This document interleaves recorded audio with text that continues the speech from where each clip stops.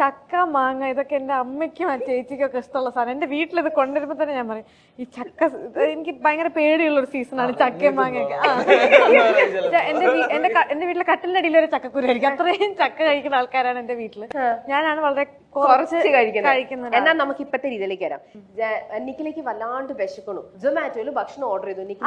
ഞാൻ അവനെ കൊല്ലും. അപ്പൊ ഇമാജിൻ അവൻ ആ സൊമാറ്റോക്കാരനെ ഡെലിവറി ഞാൻ സംസാരിക്കുന്നില്ല, ഞാൻ അവനെ കൊല്ലാണ്.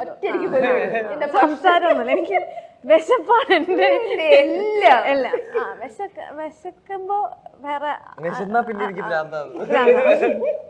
സംസാരമൊന്നും ഉണ്ടാവില്ല, നേരെ പോയിട്ട് ആക്ഷൻ ആയിരിക്കും. അയൽപ്പക്കക്കാരിയായ നിഖിലെ ഉപദ്രവിക്കുക എന്ന ലക്ഷ്യത്തോടെ നസ്ലൻ വിദേശ ഇനം നായ്ക്കുട്ടിയെ വളർത്താൻ തീരുമാനിക്കുന്നു. ആ നായ്ക്കുട്ടിക്ക് പ്രത്യേക ട്രെയിനിങ് നൽകാൻ നിഖിലയുടെ ബദ്ധശത്രുവായ നസ്ലൻ തീരുമാനിക്കുന്നു. നിഖിലേക്ക് പണി കൊടുക്കാൻ നായ്ക്കുട്ടിക്ക് നൽകുന്ന 3 ട്രെയിനിങ്ങുകൾ എന്തൊക്കെയായിരിക്കും? ആ നായ്ക്കുട്ടീനെ നീ ട്രെയിൻ ചെയ്യേണ്ട കാര്യമില്ല, നായ്ക്കുട്ടി ഉണ്ടെന്ന് കാണിച്ചാൽ ഞാൻ ഏരിയ വിട്ടു പോകും.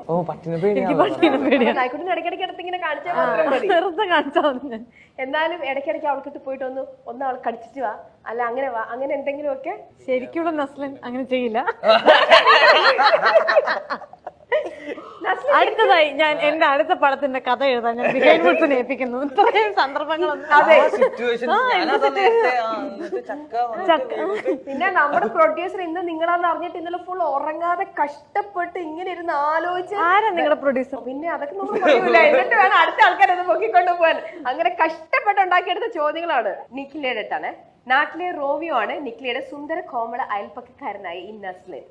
ഓക്കെ, അപ്പോ ഒരു സുപ്രഭാതത്തിൽ നസ്ലനെ നാട്ടിൽ നിന്നും കാണാതാവുന്നു. കേസ് അന്വേഷണത്തിനായി എത്തുന്ന പോലീസിനോട് ബദ്ധശത്രുവായ നസ്ലനെ പറ്റി നിഖില പറയുന്ന കല്ല് വെച്ച നുണകൾ നിറഞ്ഞ 3 മൊഴികൾ എന്തൊക്കെയായിരിക്കും? ഇവനെ പറ്റിയിട്ട് നുണയല്ലേ പറയണ്ട?